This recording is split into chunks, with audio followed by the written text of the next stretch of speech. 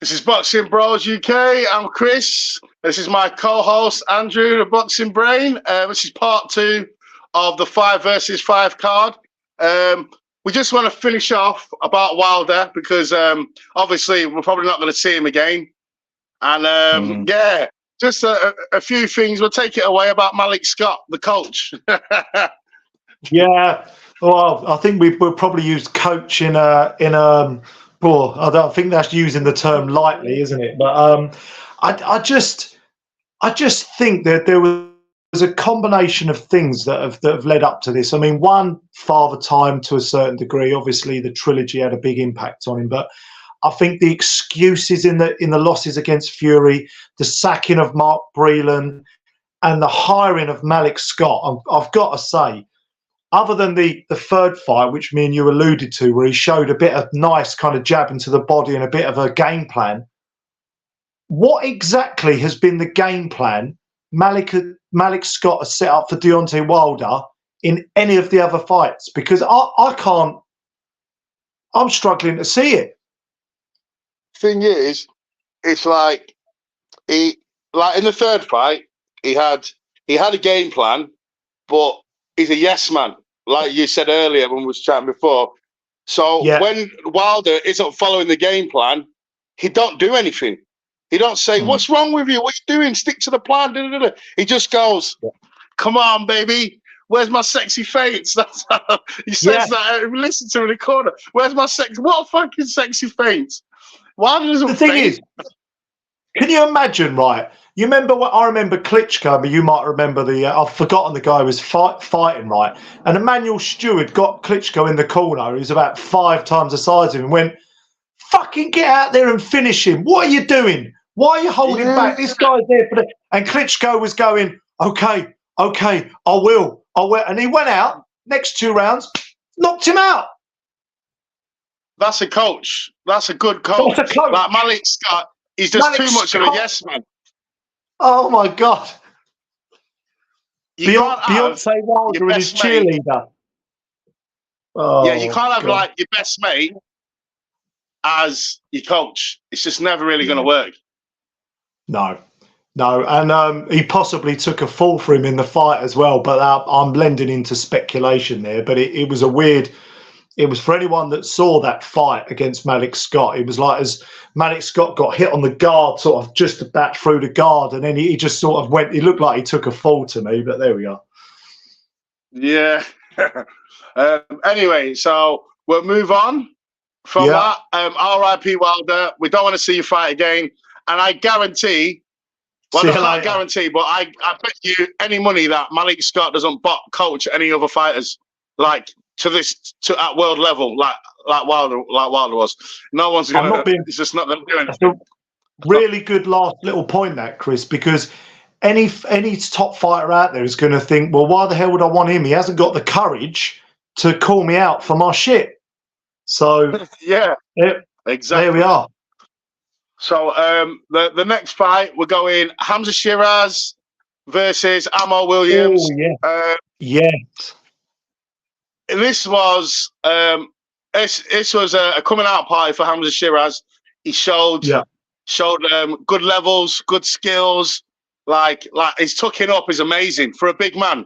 He can tuck up. I don't like him standing there tucking up. I think he did that a little bit too much. And another thing, his corner kept saying, "Don't throw the uppercut," but he kept landing it. So I don't know why they were saying that. But obviously, I don't know whether they think it was going to leave him exposed. I'm not sure. He did counter him. I think he countered him a few times, but I don't know. And that Hamza Shiraz, he didn't get out of second gear. No, not really. He did get hurt though. He did get hurt in the second round. He got hurt and a couple of other times, but he weathered the storm. You couldn't tell he was hurt because the way he just poker faced it, but you just know. Some of them shots shook into his boots. And one of my overriding feelings on Shiraz is very composed, very kind of everything. He only and in the few fights I've seen him, he kind of throws when he needs to. Like he picks his shots quite wisely as well. I mean, Ammo Williams had some moments in that fight but couldn't maintain it. But I will say this.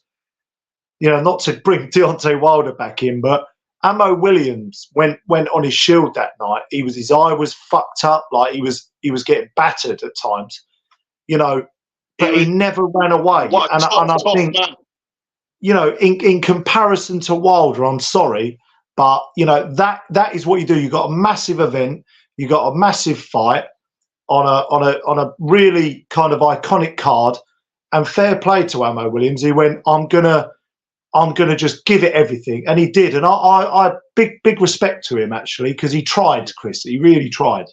Tried his heart out. He's a strong man, and he's a very, very tough man, resilient. Obviously, he was fighting on instinct. He was fighting on instinct because there's a few things he could have done when Shiraz was tucking up. He could have changed his feet, changed the angles, could have done that. He was fighting in spurts as well. Like he'd come out, centre ring, second of the first round, unload some flurries. Yeah. Hamza Shiraz would say, yeah, punch yourself out, and then he'd pot shot him. Yeah. And it was just, so next fight for Hamza Shiraz on the rumour mill, I do believe Eubank Jr. at Wembley. I've heard this. I've heard this, because Turki Al-Sheikh, sorry if I've got his name wrong, His Excellency in Saudi, alluded to this Wembley card a couple of times. Sorry, the sorry about that, guys. The sound quality's gone a bit there. Oh, was it? What, mine? Yeah. Say that again. Is it back, or we? Are we back. good? It's back now. Crystal clear. Right. Yeah.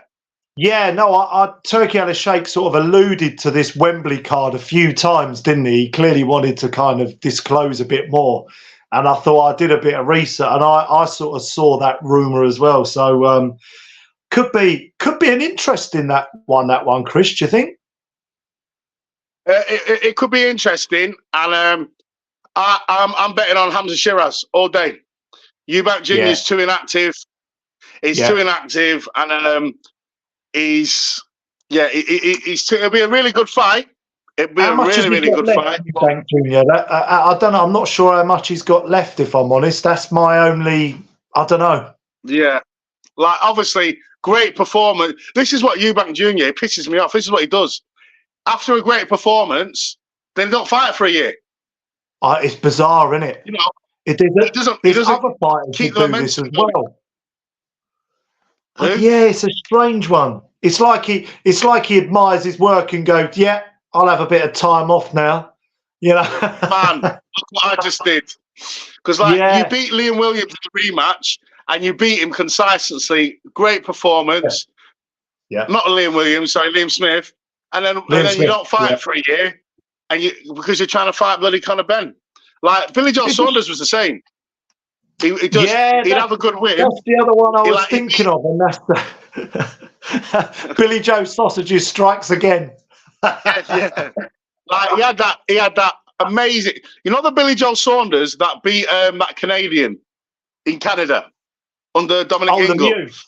Lemieux. That Billy Joe Saunders could have give Canelo some serious problems. I'm telling you now. Yeah, he was, because he'd fought the Mongoose, like Willie Monroe Hutchinson Jr. or whatever. Then he fought and then he fought Lemieux. Great performance. If he would have stayed in that momentum, stayed with Dominic Ingle, he was looking so good, Billy Joe. He could have not beat Canelo, but he could have given him a much better fight than what he did. Much better. Yeah, I mean, even in the Canelo fight, he did have some good moments early, and then he kept sort of, Canelo worked him out, didn't he? And he kept sort of ducking under. Timed it, didn't he? Because Canelo timed he kept feinting one way and then dipping to the right, and he did it too many times, and Canelo just put a nice shot there to me. What can only be described as a deadly adjustment to Billy Joe Sausages' face. Yeah. So, that could be a good fight. I look forward to it. I mean, I do think Eubank Jr.'s always got a good engine. He trains hard, but he's not active enough. And I'd have Hamza Shiraz in that fight. Next one is Rayford.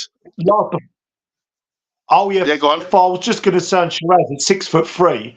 I mean, he could be a multiple weight world champion if he wants to. You know, at that 100%. size. I mean, he could go from middleweight right up to light heavyweight. And he's young, middle, super, and light heavy. 100%. Easy. Yeah. Right. Ford versus Ball. Oh, brilliant! What a fight! Oh. What a fight! I've got to say, it was a great fight. But I had Ford winning. I did. I'm not going to lie. I had Ford winning. Not because I picked him to win, but I just had him winning. Not by much. I think by a round. Yeah, I've just got my scorecard. I did this kind of in the moment on the night, and I had it 1, 2, 3, 4, 5, 6. Fucking hell! I had it a fucking draw. I had it a draw. I remember you telling me. Yeah, you had it draw. It was a close fight. Yeah. Nobody wants to see a draw, but that's kind of what I felt at the time as I was looking at it. But he got the marginal win, didn't he? 115, 113, and 115, 113 to get that decision. And do you know what? Because of the way he was robbed against Vargas, and I know you've got to separate the fights and performances, but I just felt as well that he just deserved it, didn't he? I think, like, just fair play to him, you know. His eye was busted. He kept on coming. Even at one point, I think it might have been the 11th or 12th round, his ankle went. You see him dragging his fucking foot. Yeah, he's a warrior, bang, bang, bang, unloading. And I think as well, it's what you like. Where Ray Ford was like, was being really good and defensive, but he weren't letting his hands go as much until the later rounds. So because Ball was just like, block, bang, bang, bang, bang, I'm just going to hit what I can see. It looked like he was landing more when he wasn't. Because I think in the corner, I can't remember what round it was in the early rounds, Ray Ford's corner was like, you need to let your hands go. He's outworking you. And then he was like, Ray Ford was like, how's he outworking me? He's not even hitting me. He said, he's not even hitting me. Look at my face. And then he goes, it depends what that's not how it looks. Yes, that's not what it looks like. You've got a judge in there that likes a pressure fighter, that likes a fighter that's forcing the issue. Because if I was a judge, that's what I like. I like the guy that's trying to force the issue, taking risks. I always have done. Whereas Joshua, my boxing housemate, he likes the clean work. He always prefers the clean shot. It's what you like. And again, though, Chris, that's what a corner should be doing. Should be saying, listen, mate, not telling him, oh, you're doing great, you're doing wonderful, when he's not. You know, tell him where he's going wrong. Because he's saying, but he's not hitting me. He said, I don't care if he's not hitting you. That's not what it looks like, because you ain't busy enough. You're not countering enough. You're not busy enough, and it just looks like he's outworking you. And then Ray Ford made the adjustments, and I think he had about 3-4 rounds in a row. Boom, boom, that he won every round. And Ray Ford, what a man! What a tough man he was as well, because he was hurt. Obviously, round even though 6, 7, and 8. Yeah. Well, actually, I had Ford winning 5 out of the last 7. So but this is where Ball was, and he's like a Duracell bunny little pocket rocket. As you said, his nose is busted, but he just keeps on coming and coming. He's like a bit like Usyk, I suppose. You know, Usyk just keeps stepping on the gas and up in the levels, but he just keeps on going, and like, he's quickly becoming one of my favourite fighters, Nick Ball, like, because he's good, high octane. He's a good fighter, man. Really good. Yeah. And he's so little. Bless him. He's so small. And I gave him that 12th round, it looking like Ford was going to win. Too, and then he just kept coming. He just kept coming. He just kept whacking him. And he kept catching him. And it was just like, wow, what a man. Yeah. What a man. What a fight. I don't think Ford, you could sort of almost, because Ford was very magnanimous in defeat and very humming. He said, look, the better man won on the night. I'm going to go up to super feather. He said, I wanted to kind of roll the dice again. And, and obviously it was a money fight as well. But he wasn't kind of bitter about it. I think he thought, you know what, I've been in a war there and I've come off just a fraction second best. And what can you do? And the thing is, you can't be in wars all the time. He just had a war in his last fight. He just had a war. in his last fight, Kolmatov. and then he's in another war. So and obviously, at least he's got the excuse for his pride. Well, I needed to move up anyway. That's you know. I mean, that last fight he was losing that fight as well. In the 12th round, he turned it around and managed to stop him. So, as you say, I told you about that fight. I think it was at work. Wow, it was a wicked fight. I watched that live. Oh man. I ended up watching the highlights to that, but fair play to Ball. He should be the WBC and WBA unified champion. Should be, shouldn't he? Next for Ball, rematch Vargas. Oh, got to be. No, you're a champion. He's a champion. Rematch Vargas. He's got to do it.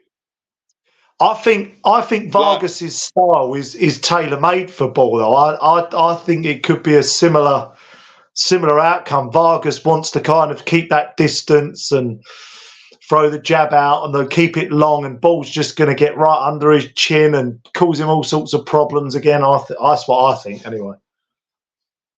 Yeah, I just think that if he rematches Vargas, and I was watching an interesting interview actually with Peter Fury. Oh, you got to check it out, mate. Peter Fury, Ricky Hatton, Dave Allen, all sitting around having a chat about boxing for about an hour. It's mint. But Peter Fury, he was saying this about judges. Yeah, he says that they're not impartial. So even let's say all them judges have got it in their head. Nick Ball got robbed. So they might have. Hold on. They might have swayed their decision subconsciously that he got robbed last time, so we better get it right and make sure he doesn't get robbed this time. So when you've got your swing rounds, they give him to Nick Ball because they've already got that in their head subconsciously that he got robbed last time. Do you know what I mean? I think and this is what Peter Fury said. I think he said that's what happens. It's a basic, I think, and I've sort of studied psychology in my younger days, and I think it's like a basic human thing, right? Unless you're a psychopath and you don't feel anything, that if you're a judge, if you're in a particular profession and you get critiqued a lot, you want to naturally, as a human being, you want to kind of right those wrongs and remedy them. And it doesn't surprise me actually how maybe some judges can go, do you know what? God, I was getting called out left, right, and centre. And naturally, without even realising it, you're naturally going to go with that guy that you wronged before or whatever. It wouldn't surprise me at all. It wouldn't surprise me. It's a natural thing. Got something wrong. And so that's just how it goes. That the psychology. But that's what Peter Fury said, and he said that Joseph Parker's team did that to him with Fury fight. To be honest, that fight was absolutely a joke when Hughie Fury versus Parker, and I thought Parker deserved to win, but that fight. I don't think Hughie Fury won that fight. I don't think anyone won that fight. I think that fight was absolutely a joke, to be honest. And it should have been a draw. Fight. Should have been a draw, yeah. What they said, Peter Fury said that Joseph Parker's manager even said this is what he did to get in the heads of the judges. He kept saying, "We're in England. We're going to get robbed. We're going to get robbed." He kept saying it. I want at every press conference, at every interview. So in the judges' heads, it's a little bit of mind games. That's what and Peter Fury said. That's what the fucking cunt said. Laughed about it afterwards and told me that's what he did. And he said, and that's what happened. It's subconscious, though, isn't it? It's subconscious. It's like when you wake up and make your coffee, you're not thinking, "Oh, I must make a coffee." You just do it because it's like a habit. And I think if you keep drumming something into someone, without them even realising it, it's kind of in the subliminal messages. But right. Let's move on. Nick Ball, Vargas rematch. That's what we want next for him. Now the last fight, or the first fight on the card, because we've gone backwards. Craig Richards versus Monroe Hutchinson. Is he Willie Hutchinson? Willie Hutchinson, yeah. I picked him, and then I flip-flopped because You did. I overthought it and went, Richards got the experience. He's been in with everyone. Obviously, Hutchinson had that loss where he got stopped after 5 rounds as well. Richards has never been stopped. And It's just, and we got it wrong on that one. But to be fair, to be fair though, right? I was watching a little bit of the True Geordie. They were invited out to Saudi, and they all said the same thing. And everybody else, the YouTube channels I was watching, Richards has fought at the high level. He's fought Bivol, just come up short. Was really good in the back end of that fight against Buatsi, put on a good performance. He's been in there with top guys. The school of thought for everybody, unless you were taking a bit of a gamble, like you initially were, would have gone with Richards. But the display Richards put out was bewildering. Like it was almost like he was looking for the perfect. It's what I was thinking when I was watching it. Sorry, your sound's going again. Your sound's going again. Oh, is Andy, it? Your sound's going. Yeah. Bugger. Wait, hold on. Speak. It might. Is it all right? Hello? Nice. Yeah, no, that's better. It's back. That's better. But I think it's just everyone made that mistake though. Yeah, it was like Craig Richards was sort of looking for the perfect shot in the first 6 rounds, and I don't know. It was a weird performance, and then he come on strong in the later rounds, and he tried to turn it into a dogfight. And I was thinking Willie Hutchinson just needs to keep away, but he was kind of wanting to trade him. But what did you make of Richards? Like, was it just a off night or what? Like, I think definitely an off night. Yeah, Craig Richards. I'm not just saying that because he's a hell of a lot better than that. He's always been a slow starter. He's always but he was terrible. But to give credit to Hutchinson, I think the switch hitting was throwing Richards off because he kept switching stance, and just his youth and his energy and his athleticism. I think where Craig Richards is like a bit of a plodder, a bit of a slow starter, likes to feel his way in. Where he came at him, I think maybe they studied Richards and thought, right, he likes to start slow, so we're going to start even faster than normal, and they just threw him off. And he got hurt a few times in the second round, and I think it was a bit of he was having an off day, and Hutchinson had the perfect game plan. They came out super fast, super energized. Like they was acting like the first round was the last round, and the only reason why Richards got to come back into it later because he wasn't making adjustments or whatever. Hutchinson was just getting a little bit tired and losing his energy. Because even though Richards at the back end of the fight, Richards was knackered as well. So he was coming on, but not really coming on strong enough to do anything totally damaging because he was knackered as well. You know, it's not like he was having a game plan like, I'm taking him into deep waters and I'm drowning him. It was, well, he's a little bit more tired than I am, so I'm going to have a go. But they were both knackered.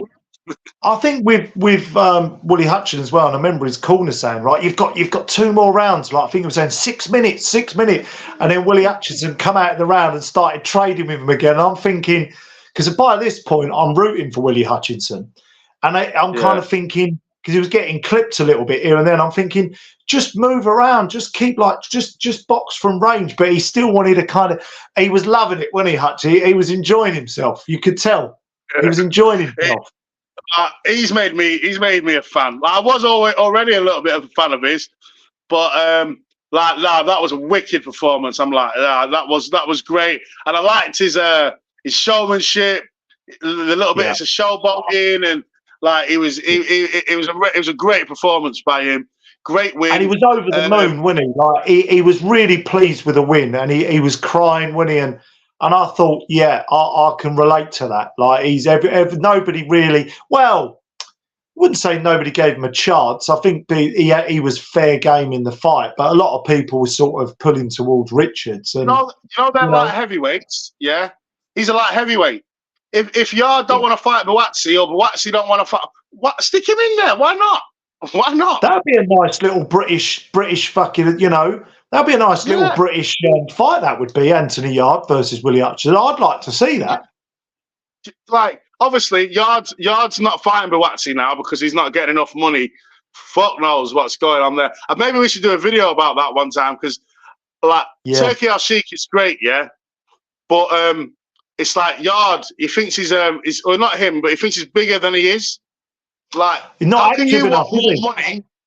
You want more money than a world champion gets paid for a fight. Like, who do you think you are? Like, how popular do you think you are? I know. It's And like you think the you're only fucking other one, Canelo pulling in pay-per-views.